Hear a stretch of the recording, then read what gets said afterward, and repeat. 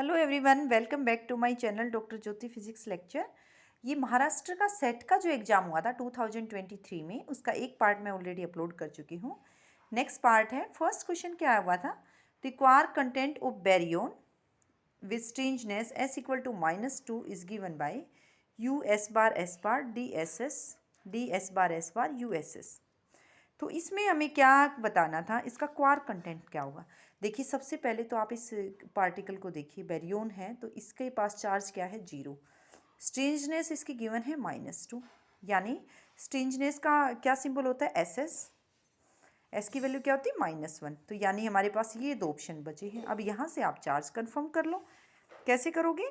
Given पर है net charge 0, we know charge on S क्या है, -1/3। दो एस हैं आपके पास, ये तो ऑलरेडी कंफर्म हो चुका, किससे, स्ट्रेंजनेस -2 से। -1/3 -1/3 दैट इज -2/3। अब u पर कितना चार्ज होता है, +2/3। अब इनको कंबाइन कर लो आप, USS यानी 2/3 -2/3 दैट इज इक्वल टू 0। तो ये वाला चार्ज भी कंफर्म हो गया, 0 ही है। अगर आपके पास यहाँ पे -1 चार्ज होता तो आपके पास क्या हो जाना था, DSS बार। तो इस तरह से आप क्या कंफर्म कर सकते हैं, जो है पार्टिकल को कंफर्म कर सकते हैं। तो option, correct option USS। Next question देखते हैं। काफ़ी सिंपल क्वेश्चन आया हुआ है। क्या आया हुआ है? The ratio frequencies of the first line of Lyman series and the first line of the Balmer series. Lyman series की फर्स्ट लाइन की फ्रीक्वेंसी, बाल्मर सीरीज की फर्स्ट लाइन की फ्रीक्वेंसी की रेशियो क्या है? 4/27, 8/27, 27/5, 27/8। देखिए, न्यू बार को कैसे डिनोट करते हो, nu by C that is equal to 1/λ that is equal to RS Rydberg constant 1/2² - 1/n²। ये क्या है मेरे पास, बाल्मर सीरीज। यानी जो भी ट्रांजिशन होंगी वो कहाँ से कहाँ होंगी आपकी, n=2 में तो होनी है। कहाँ से, 3 से, नेक्स्ट 4 से, नेक्स्ट 5 से। तो फर्स्ट लाइन अपनी कौन सी है, 3 से 2। इसी तरह से अपने पास लाइमन सीरीज में कहाँ से कहाँ ट्रांजिशन होनी है, n=1 में आएंगी, कहाँ से, 2 से, 3 से, 4 से and so on. First line कौन सी होगी, 2 से 1। बस वही वैल्यू सब्सटीट्यूट करनी थी। Frequency of first line of Lyman series यानी 1/1² - 1/2²।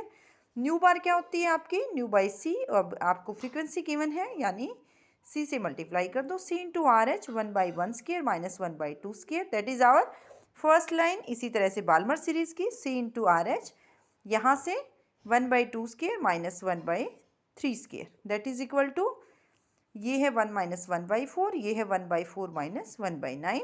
अब मैंने इसको सोल्व किया है, दोनों की रेशियो निकालनी थी। C×RH 1 - 1/4 divided by C×RH 1/4 - 1/9। इसको जब मैंने सोल्व किया 3/4, CRH से CRH कैंसिल आउट। डिनोमिनेटर में क्या है, 36 एलसीएम लीजिए, 9 - 4 that is equal to 3/4 into 36/5। यह आ रहा है 49 यानी 27/5। तो काफ़ी सिंपल ऑप्शन था, अगर आपको जस्ट बेसिक पता है। Correct option is 27/5। Next question देखते हैं। D1 एंड D2 लाइन्स है सोडियम एटम की, 2p½ से 2s½ और 2p3/2 से 2s½ split on application of a weak magnetic field into. जब आप वीक मैग्नेटिक फील्ड अप्लाई कर रहे हो तो 2p½ से 2s½ 2p3/2 से 2s½ कितने लाइन्स में स्प्लिट होंगी। देखिए, इसको जब मैंने सोल्व किया तो 4 और 6 लाइन्स, काफ़ी जनरलाइज्ड एग्जाम्पल है। अब इसको कैसे, टर्म आपको पता है 2s + 1 Lg। यहाँ से इसकी कंपेयर कीजिए, 2s½ के लिए जे की वैल्यू क्या है अपने पास, हाफ।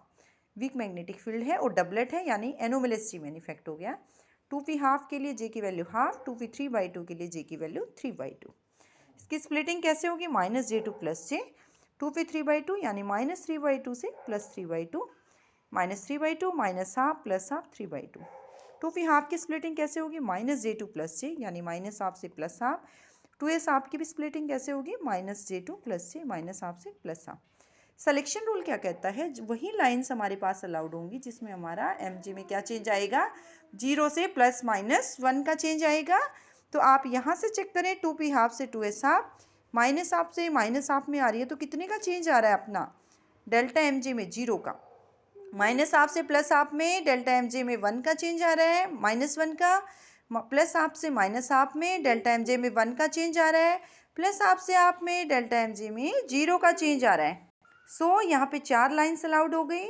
इसी तरह से यहाँ से देखोगे तो आपके पास 6 लाइन्स अलाउड हो जाएंगी। तो आंसर हमारे पास होना चाहिए 4 एंड 6 लाइन्स। नेक्स्ट क्वेश्चन देखते हैं। नेक्स्ट क्वेश्चन देखिए, what is the binding energy per nucleon for isotope 5525 Mn। आपको सिंबल से पता चल रहा है नंबर ऑफ प्रोटॉन्स हैं वो 25 है, नंबर ऑफ न्यूट्रॉन्स हैं वो 30 हैं। मास ऑफ न्यूट्रॉन एएमयू में गिवन है, मास ऑफ प्रोटॉन एएमयू में गिवन है, मास ऑफ न्यूक्लियस गिवन है एएमयू में। आप उस एनर्जी को कैसे कन्वर्ट करोगे मेगा इलेक्ट्रॉन वोल्ट में, आपको पता है, फिर भी मैंने इसको सोल्व किया है क्योंकि बेसिक क्वेश्चन है। बाइंडिंग एनर्जी कैसे निकालते हो, Z into mass of proton plus A minus Z into mass of neutron minus mass of nucleus into C square, अगर एएमयू में है तो। इसका जेड है आपके पास 25, मास ऑफ प्रोटॉन गिवन है, न्यूट्रॉन है 30, मास ऑफ न्यूट्रॉन गिवन है, मास ऑफ न्यूक्लियस गिवन है, एएमयू में आ जाएगा। सोल्व करें इसको।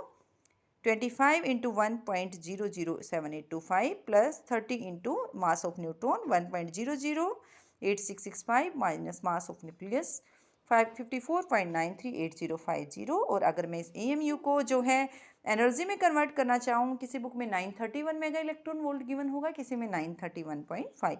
मैंने अप्रोक्सीमेट 931 से सोल्व किया है। ये डिफरेंस मेरे पास आ रहा है 0.517525 into 931, that is equal to 481.81 mega electron volt. लेकिन पर न्यूक्लियन पूछा, यानी एक न्यूक्लियन का टोटल नंबर ऑफ न्यूक्लियन कितने थे इसमें, जितना टोटल एटॉमिक मास था 55 से आप इसको डिवाइड करें, that is equal to 8.76 mega electron volt. तो सबसे अप्रोक्सीमेट वैल्यू है 8.7 मेगा इलेक्ट्रॉन वोल्ट। इसी तरह से नेक्स्ट क्वेश्चन देखते हैं। नेक्स्ट क्वेश्चन है, what is the energy released in the following nuclear reaction. ये न्यूक्लियर रिएक्शन है, आपसे क्यू वैल्यू पूछी है। लिथियम न्यूक्लियस का मास एटॉमिक एएमयू में है 6.01693। आपके पास हाइड्रोजन का 2H1 का 2.0147 एएमयू, हीलियम का है 4.00388 एएमयू। अब आप एनर्जी रिलीज निकालिए। यहाँ से क्या करोगे, mass of reactant minus mass of product, यानी इसका मास ऐड करें, इसका ऐड करें, माइनस दिस, क्यू वैल्यू आ जाती है सी स्क्वायर। वही बात है, फिर से आप एएमयू को मेगा इलेक्ट्रॉन वोल्ट में कन्वर्ट करना चाह रहे हैं तो 931 से मल्टीप्लाई कीजिए। ये आ गया, इसका है 6.01693 प्लस 2.01471 माइनस ये ट्वाइस है तो 2 इंटू दिस वन 4.00388, इसको मल्टीप्लाई करें 931 मेगा इलेक्ट्रॉन वोल्ट से, that is coming out to be 8.03403 minus 8.00776 into 931, that is equal to 0.02627 931, which is further equal to 24.45 mega electron volt. तो सबसे नियर अबाउट आंसर जो था इसका है 22.4 मेगा इलेक्ट्रॉन वोल्ट। तो इस तरह से इसको सोल्व कर सकते हैं, इसी तरह से मैं सॉल्यूशन डालती रहूँगी। Thank you.